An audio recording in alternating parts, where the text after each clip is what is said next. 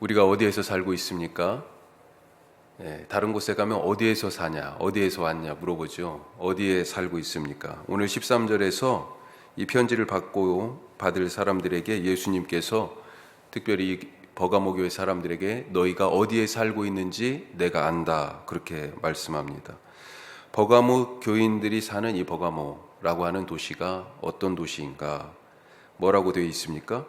사탄의 권자가 있다. 사탄이 거기에 왕좌를 딱 놓고 앉아 있는 곳이 버가모다. 지금 그렇게 말하고 있습니다. 버가모는 에베소에 비견될 만큼 그렇게 번창한 도시였습니다.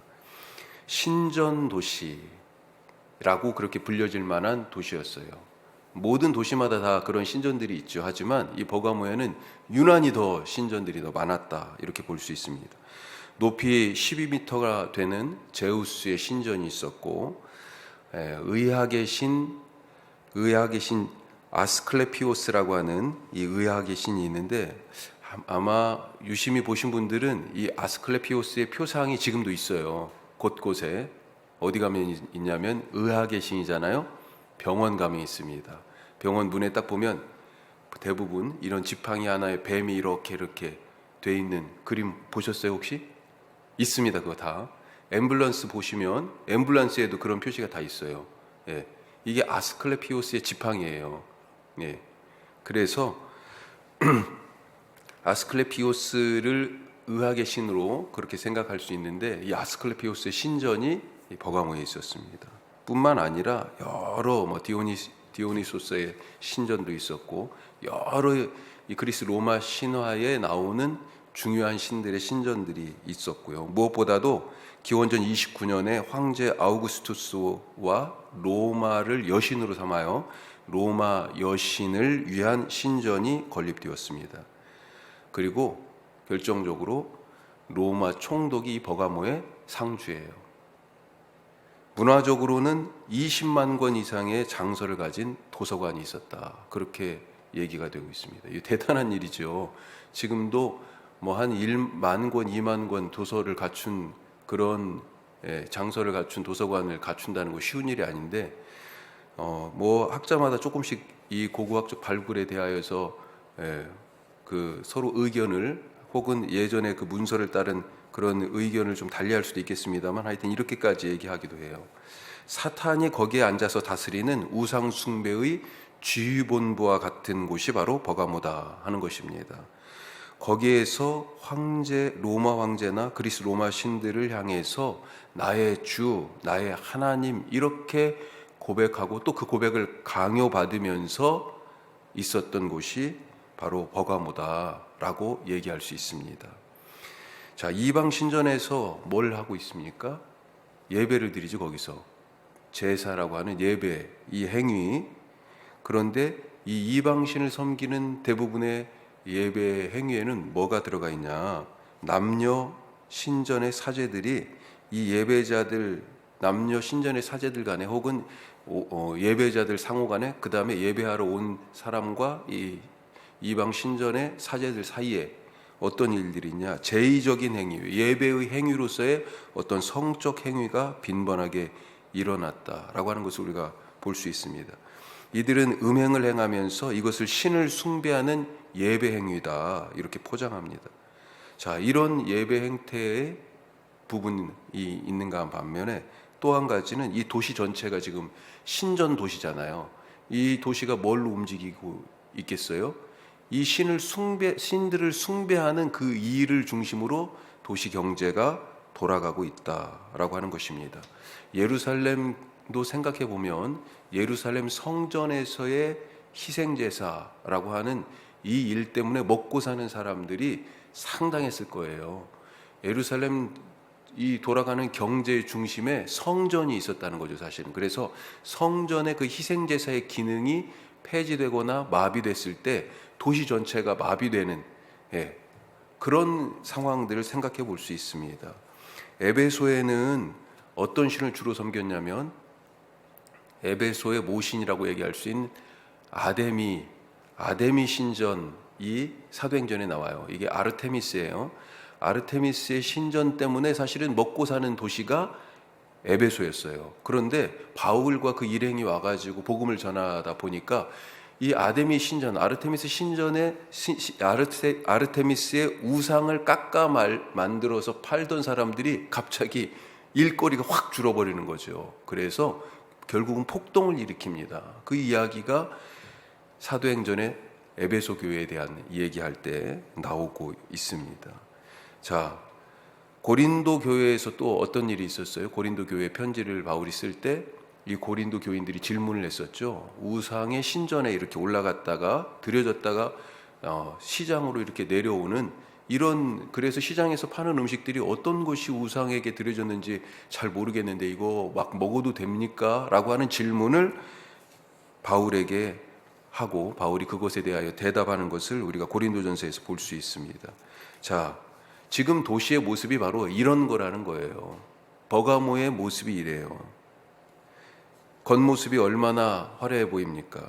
사람들이 북적거리고 경제가 막 돌아가고 사람들은 그 발걸음이 어디를 향해 있어요? 시장 아니면 신전을 향해 있어요. 지금 도시에 돈이 도니까요, 돈이 많이 있습니다. 높은 수준의 문화가 있어요. 아까 책이 그렇게 많을 정도로. 이렇게 사탄이 지금 도시를 장악하고 통치하고 있는 것입니다. 교회가 지금 이와 같은 곳에 한복판에 서 있습니다. 사탄의 왕좌 앞에 교회가 서 있어요. 교회가 어떻게 보입니까? 작고 연약하고 왜소해 보이죠. 완전히 적들에게 다 둘러싸여 있는 혼자 외로운 섬과 같은 그런 모습이죠. 포위당한 모습. 제국의 권세를 휘두르는 황제를 경배하라는 그 이방 신전 앞에 교회가, 이때 교회는 무슨 건물이 있었겠어요? 아니에요. 아주 작은 씨앗의 모습으로 사실은 있는 것입니다. 그것을, 그 질서를 거부하니까요, 어떻겠습니까? 안디바를 죽였다고 돼 있어요. 지금 본보기로 죽인 거예요. 대부분의 학자들이 얘기할 때 대대적인 박해가 있었던 건 아닌 것 같다, 이렇게 얘기를 합니다. 그런데 본보기로 죽였다는 게 사실은 엄청난 거예요. 니네도 말을 안 들으면, 이 질서에 순응하지 않으면 이렇게 돼, 까불지 마 하면서 보란듯이 본보기로 죽이는 거예요. 예. 위협하고 두려움에 떨게 하고 공포로 통치하는 거죠.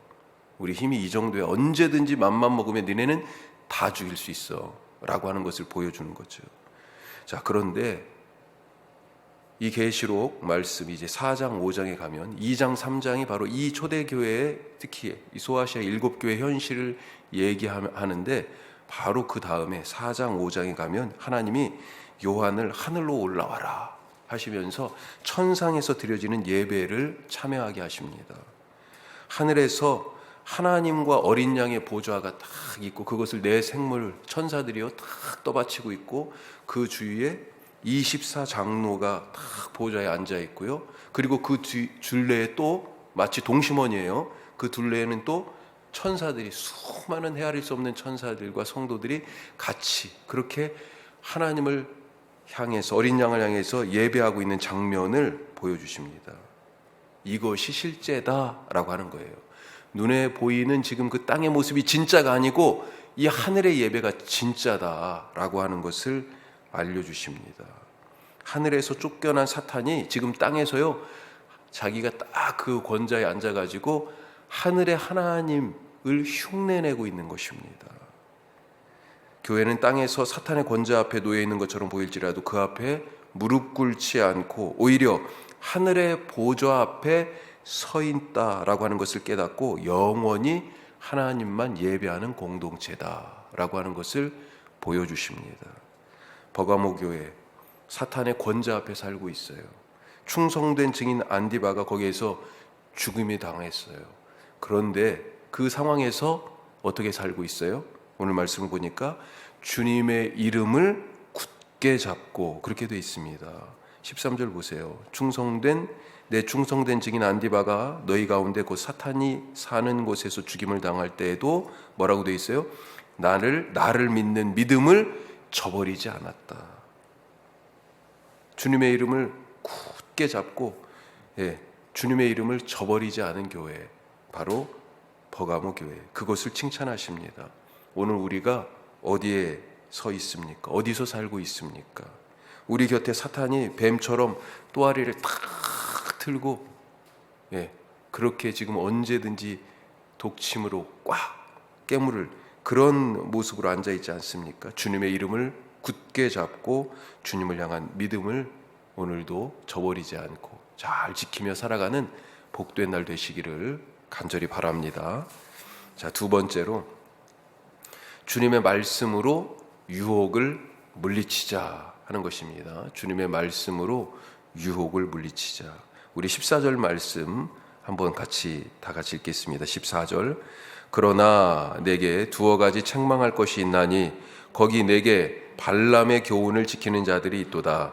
발람이 발락을 가르쳐 이스라엘 자손 앞에 걸림돌을 놓아 우상의 제물을 먹게 하였고 또 행음하게 하였느니라. 이 발람, 발락 이름이 좀 비슷한데 두 사람이 나와요. 민수기 22장에서 25장에 있는 말씀입니다. 예언자 발람을 모압 왕 발락이 초빙합니다. 그래가지고 왜 초빙하냐면 지금 이집트에서 탈출해 나온 이 백성들, 이스라엘이죠. 이 사람들이 광야에 그냥 아주 수도 없이 깔려 있다는 거예요. 그리고 다른 민족들하고 싸워서 계속 이긴다는 소식을 듣고 겁이 나는 거죠. 야, 우리도 이거 잡아먹히는 거 아니야? 그러면서 발람을 불러가지고 저 이스라엘을 저주를 해라, 그렇게 부탁을 합니다. 당신이 아주 능력 있는 예언자라고 소문이 자자한데 저주를 해달라고 불러요. 자, 이 발람을 부르면서요, 엄청난 부와 명예를 약속하고 그런 요구를 하지만, 저주를 요구하지만 하나님께서 사실은 발람에게 그걸 못하게 하시죠. 그래서 이 저주하는 일이 실패하고 오히려 발람이 축복을 합니다. 자, 그런데 여기에 그치지 않아요. 이 발람이 이스라엘의 선지자는 아니거든요. 이 발람이 오늘 말씀 뭐라고 돼 있습니까? 모압왕 발락을 가르쳐서 길을 또 알려준 거죠. 그럼에도 불구하고 자기가 의지로는 말을 못해. 하나님이 자꾸 그 말 못하게 하니까. 그런데 어떻게 했어요? 모압왕 발락을 가르쳐서 야, 이스라엘을 죄에 빠뜨릴 수 있는 방법을 가르쳐 준 거죠. 그게 민수기 25장에 나옵니다. 모압의 여인들을 통해 가지고 이스라엘 남자들을 바알볼, 이 자기들의 이방 신을 섬기는 축제의 자리에 초청을 하는 거죠. 그래가지고 함께 우상 숭배하는 일에 동참할 뿐만 아니라 모압의 여인들이 이스라엘 남자들을 초청했잖아요. 거기에서 음행의 일이 벌어집니다. 구약시대나 신약시대나 이 음행과 우상 숭배가 항상 같이 가요. 그리고 사실은 우상 숭배가 영적 음행이라고 구약에서 계속해서 말씀하고 있죠. 자, 이것을 15절에서는 뭐라고 얘기하냐? 지금 14절에 이 죄를 얘기하면서 15절에 이와 같이 내게도 니골라당의 교훈을 지키는 자들이 있다 그랬습니다.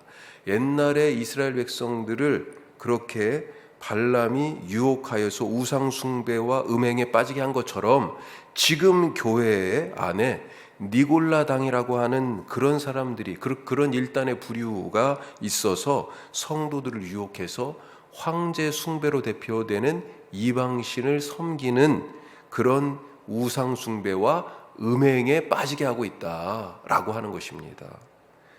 어떻게 성도들을 유혹합니까? 무엇으로요? 아까 발람을 뭘로 유혹했어요? 수많은 돈과 그리고 명예로. 당신이 해달라는 거 다 해주겠다. 모압왕 발락이 그렇게 하면서 사신들을 계속 보내가지고 결국은 데려온 거거든요. 어떻게 성도들을 유혹해요? 이 니골라당이 돈과 권세로 유혹하는 것입니다. 소위 말하는 세속의 축복으로 유혹하는 거예요. 우리가 먹고 사는 것과 그리고 자리, 이것 때문에 유혹을 많이 받지 않습니까? 그것을 따라서 결정하고 나서 아유, 어쩔 수 없는 결정이었어 라고 자기 결정을 합리화해요. 교회를 생각해 봐도요, 교회도 재정의 풍족함이나 규모나 숫자가 커지는 것에 대한 그런 유혹이 있지 않습니까? 재정이 풍족하고 목사나 교회가 여기저기 이제 이름이 나기 시작하고 교인들이 막 점점 불어날 때 유혹이 옵니다. 그때가 유혹의 때예요. 지금 한국교회의 위기가 바로 여기에서 기인하지 않았습니까? 어떤 목회를 성공했다 이렇게 얘기해요. 모두가 큰 교회 되기를 소망합니다. 소위 부흥이 교회의 최대 목표인 경우가 상당히 많습니다. 모두가 큰 교회 되기를 원합니다. 소위 부흥이 목회의 최대 목표가 되고 있다라고 하는 것. 지금 그렇게 된 지 오래됐죠. 부흥을 위하여 교회를 운영합니다. 운영해. 교회를 운영을 해요. 목회하는 것이 아니라. 작은 교회들은 큰 교회가 되고 싶어 합니다. 그런데 목표는 무엇입니까? 큰 교회가 되는 것이 아니라 바른 교회가 되는 것이죠. 바른 교회가 되는 것입니다. 자, 이렇게 유혹에 휩쓸려서 교회를 궁지에 몰아넣는 자들에게 지금 뭐라고 말씀하세요? 회개하라 그렇게 말씀하고 계십니다. 좌우에 날선검을 가지신, 오늘 12절 말씀에 예수님이 어떤 모습이에요? 좌우에 날선검을 가지신 예수님이 그 입의 검으로 이제 회개하지 않는 자들과 싸우신다 그렇게 말씀하고 있습니다. 좌우에 날선검, 이거는 아까 이 버가모에 누가 있다고 그랬어요? 로마 총독이 있어요. 지금도 대통령이 참총장이나 이렇게 승진하는 사람들, 별다는 사람들에게 칼을 주더라고요. 그때 당시에 칼이 무엇입니까? 로마 총독에게 황제가 수여하는 권위와 통치의 상징이었습니다. 좌우에 날이 양쪽으로 있어요. 좌우에 날선검을 줬어요. 그런데 그 검을 누가 갖고 있어요? 지금 예수님이 갖고 계시다는 것입니다. 예수님의 통치를 거부하고 황제의 통치에 복종하는 자들에게 예수님께서 누가 진짜 통치자인지 알려주십니다. 예수님의 입에서 나오는 검, 좌우의 날선, 어떤 검보다 예리하다. 심령과 골수를 찔러 쪼갠다. 말씀의 칼을 피할 자가 세상에는 아무도 없다 하는 것입니다.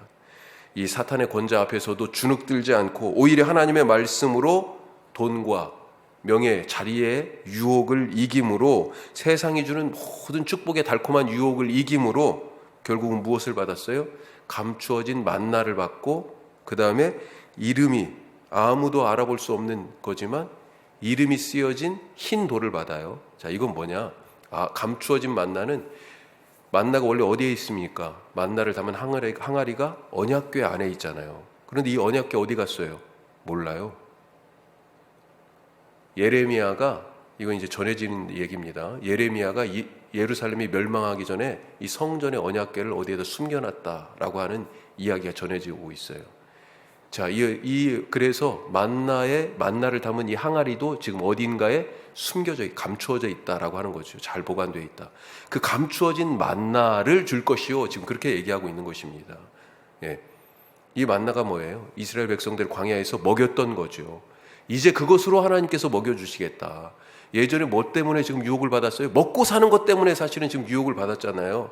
그런데 하나님이 먹여주시겠다 말씀하시고, 흰돌, 이 버가모는요, 검은 돌이 특산물이랍니다. 대부분의 돌이. 그런데 흰 돌은 뭐예요?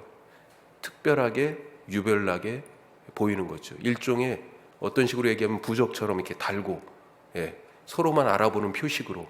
그런데 거기에 뭐가 써 있어요? 다른 사람들은 몰라요. 모르는 이 이름이 써 있어요. 그 이름이 무슨 이름입니까? 바로 예수 그리스도의 이름인 거죠. 바로 그것, 우리끼리 알아볼 수 있는 구원의 그 이름, 그것을 줄 것이다. 이기는 자에게 주시는 이 하나님의 은혜를 오늘도 받아 누리면서 우리가 어느 곳에 살든지 예수 그리스도의 이름으로 오늘도 살아가시는 복된 날 되시기를 주님의 이름으로 축복합니다. 기도하겠습니다.